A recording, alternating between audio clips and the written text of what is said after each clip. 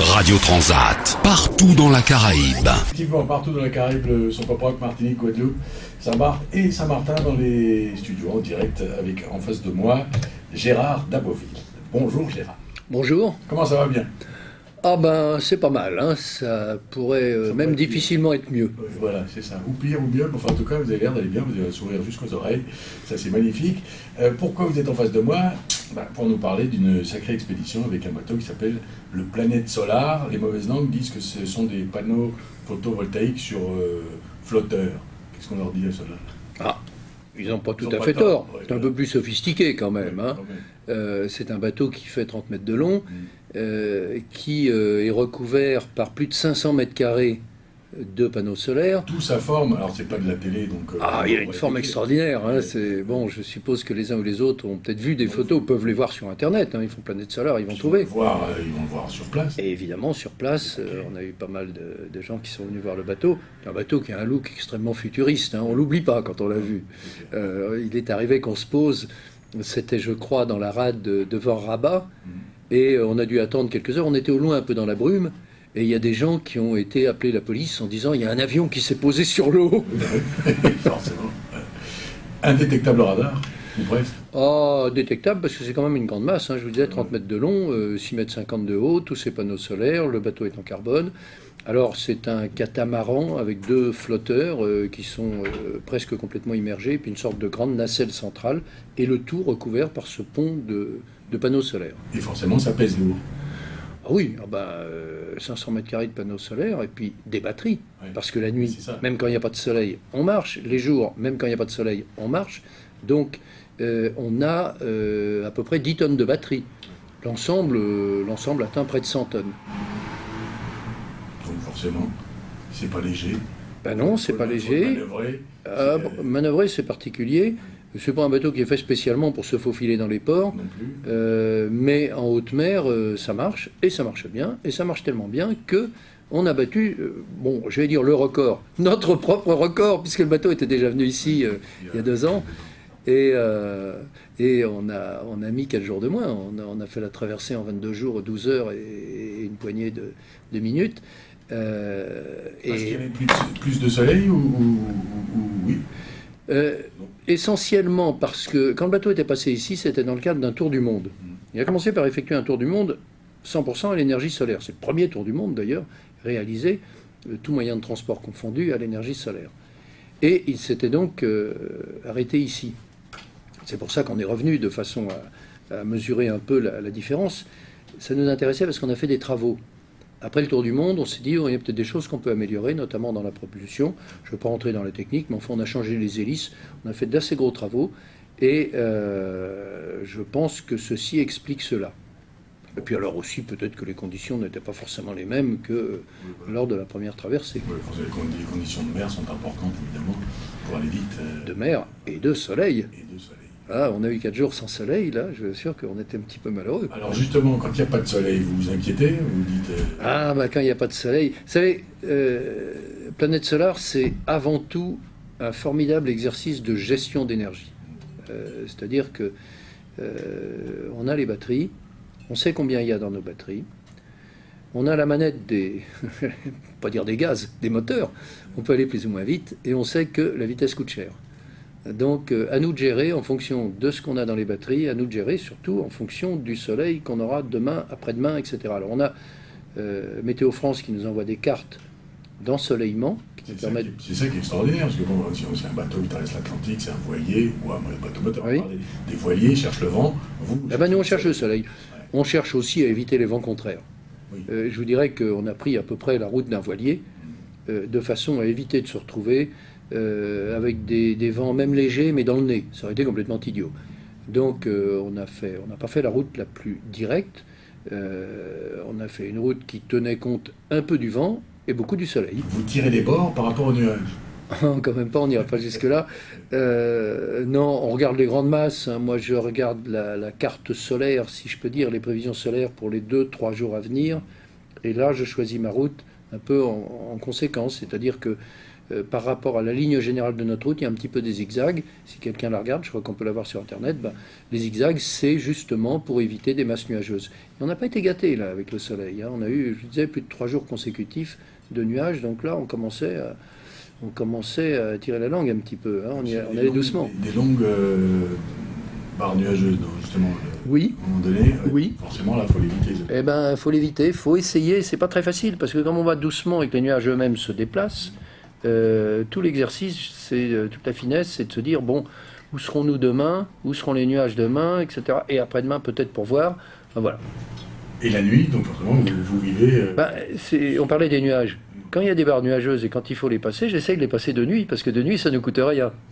Donc voilà. Et la nuit, on continue à manœuvrer le bateau comme de jour. On a des quarts, on se succède à la passerelle. Non seulement pour cette question de gestion de l'énergie, mais aussi, parce que, comme tout bateau, pour surveiller un petit peu le trafic, etc. Qu'est-ce que vous avez croisé quoi, là Pas grand monde. Pas grand monde. On voit du monde au départ. Il y a des navires de commerce qui longent la côte africaine, et puis après, de temps en temps, il y a un navire isolé qui vient de Bonne-Espérance, par exemple, et qui va vers un port nord-américain. Je crois qu'on en a croisé un au milieu. Enfin bon. Et puis en arrivant, on voit un peu de trafic, mais sinon, sur ces routes-là, il n'y a pas grand monde. Dans la suite du voyage, quand on sera dans l'Atlantique Nord, ça va être une autre affaire. Ça va être autre chose. Parce que dans ce voyage ne se finit pas ici. Vous êtes parti de Las Palmas, donc vous êtes arrivé à Saint-Martin avec 4 jours d'avance sur votre record précédent. Et là, vous allez repartir demain. Et demain, l'aventure, donc, c'est de partir dans le Nord. Vous allez d'abord à Miami chercher une scientifique qui n'est pas à côté de vous. Alors, non, mais qui est à bord. Et nous avons une personne de l'Université de Genève qui nous a rejoints, qui va vérifier l'installation d'instruments. Et à Miami commence notre mission, dont je vais vous parler, la mission proprement dite Deepwater, qui est une mission d'étude du Gulf Stream. Deepwater au profond. Voilà, c'est un nom. Bon. Il s'agit en fait, pour le compte de l'Université de Genève, de faire des études dans le Gulf Stream. Donc nous embarquons d'autres scientifiques à Miami, et là, on va longer la côte américaine. Bon, Miami, New York, Boston, monter à Terre-Neuve, et puis monter haut, si possible jusqu'en Islande, en Norvège, et redescendre ensuite en France, et puis après on verra, ce sera l'hiver. Mais en attendant, ce qui est intéressant, c'est cette mission Deepwater, où là... Justement, en quoi consiste-t-elle? Le Gulf Stream, c'est un courant marin, mais encore. Alors, le Gulf Stream, courant marin, qui prend son origine dans le golfe du Mexique, qui longe les côtes américaines, là il est très puissant, il peut faire plus de 2 nœuds, 3 nœuds, et puis ensuite qui va virer un petit peu, passer sous le Canada, et aller arroser, si j'ose dire, les côtes de l'Europe de l'Ouest. Bon.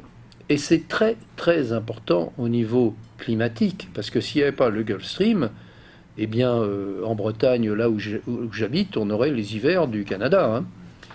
Donc le Gulf Stream, de l'eau chaude. C'est vraiment le régulateur du climat ouest européen. Et c'est pour ça qu'à latitude égale, vous avez un temps beaucoup plus chaud en Europe de l'Ouest, on va dire, que la même latitude au Canada. Or, que se passe-t-il? On parle du réchauffement climatique. Mais le réchauffement climatique... le réchauffement climatique, oui, mais ça fait fondre la glace de l'Arctique, et puis toute cette eau, elle redescend, elle vient bousculer un petit peu le Gulf Stream, et les scientifiques se posent, et les climatologues se posent des questions en disant, mais dans le fond, est-ce que le réchauffement climatique ne va pas induire, paradoxalement, un refroidissement de l'Europe de l'Ouest, parce que le Gulf Stream va avoir son cours modifié. Ça s'est déjà produit dans l'histoire de la planète. Alors justement, là, vous qui êtes capitaine, mais bon, là, c'est quand même un peu scientifique dans votre tête, on entend tout et peut-être n'importe quoi sur le fameux réchauffement de la planète. Est-ce que c'est pas cyclique, tout simplement?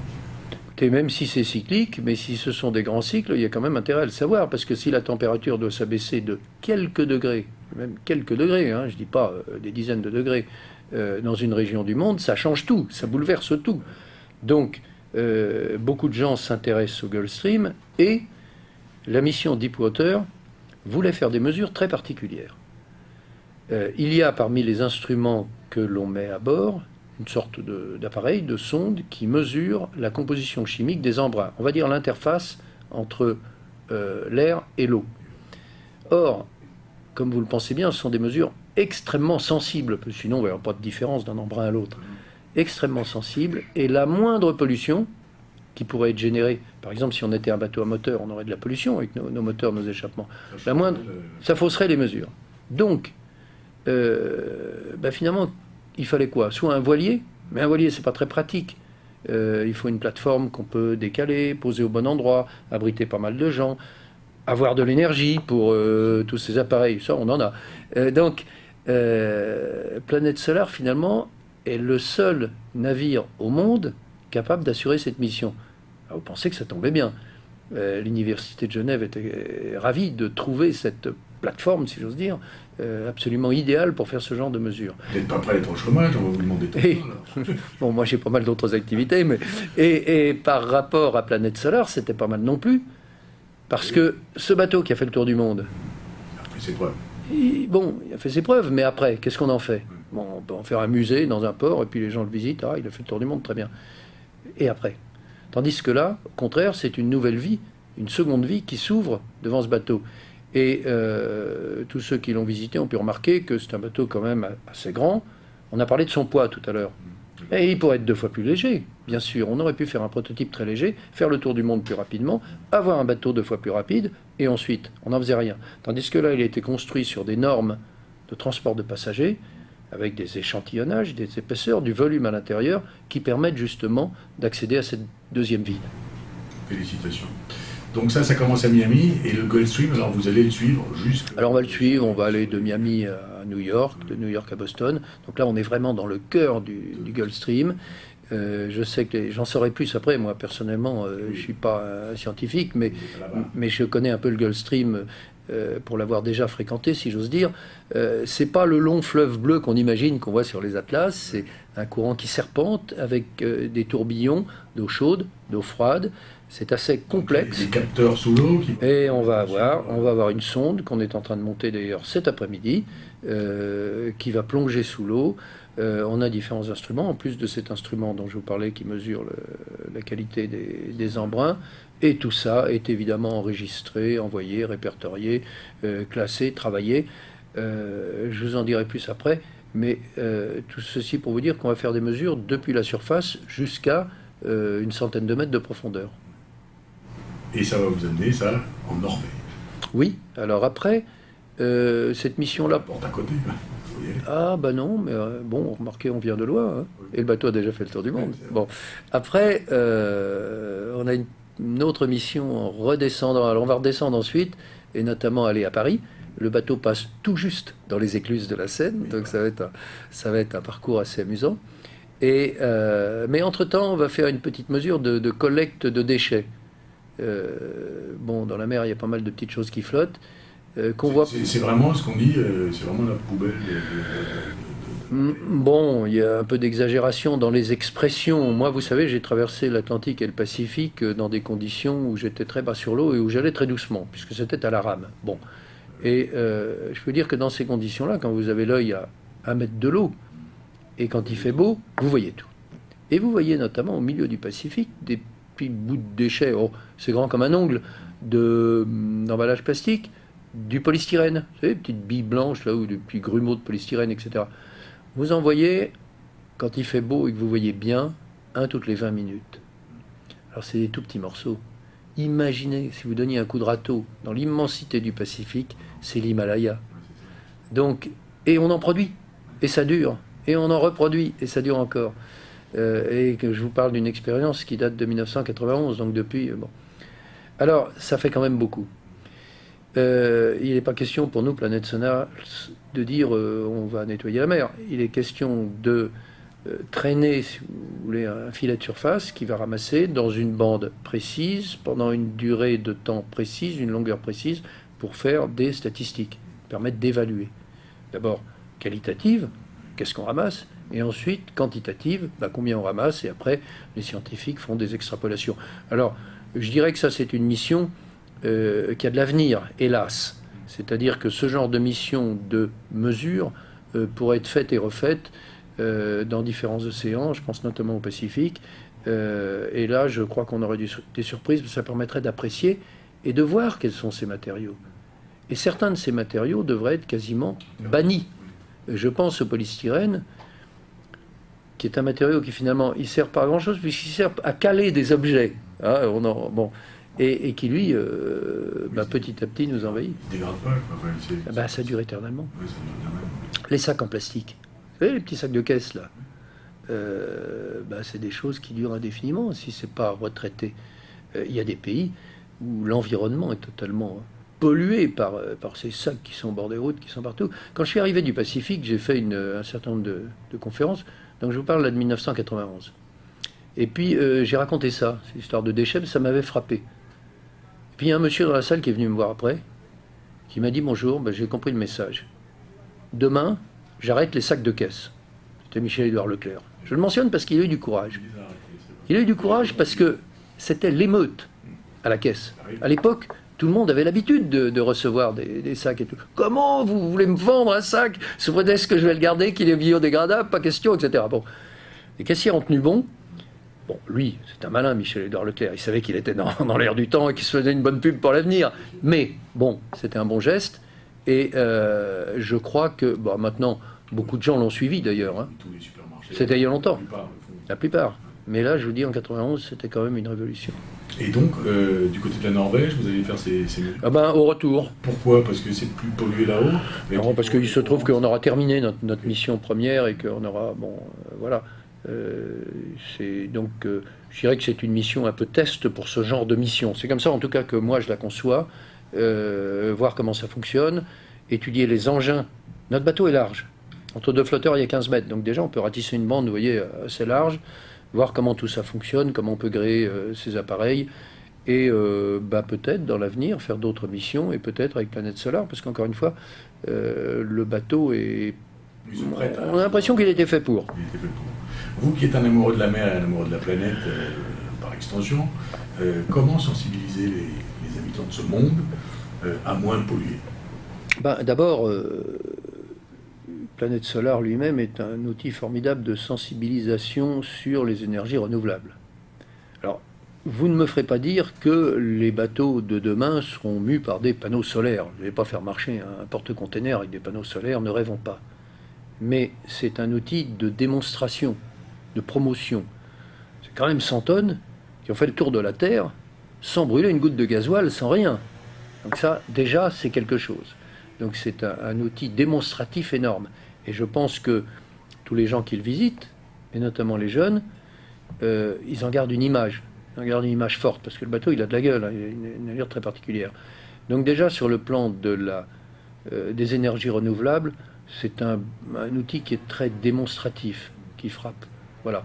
Et puis ensuite, des missions comme Deepwater, etc., le fait que ces missions se déroulent avec un bateau comme ça aussi particulier, donc que l'on puisse raconter ce que l'on fait aux escales, répondre à des journalistes comme vous-même et leur expliquer un petit peu en quoi ça consiste, je pense que c'est ça, c'est l'information qui nous permet de sensibiliser.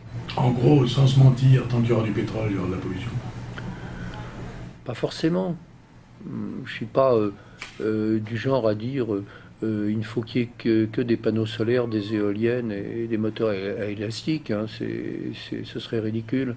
Je vous ai parlé tout à l'heure de Planète Solar comme un outil de gestion d'énergie. L'énergie, ça se gère.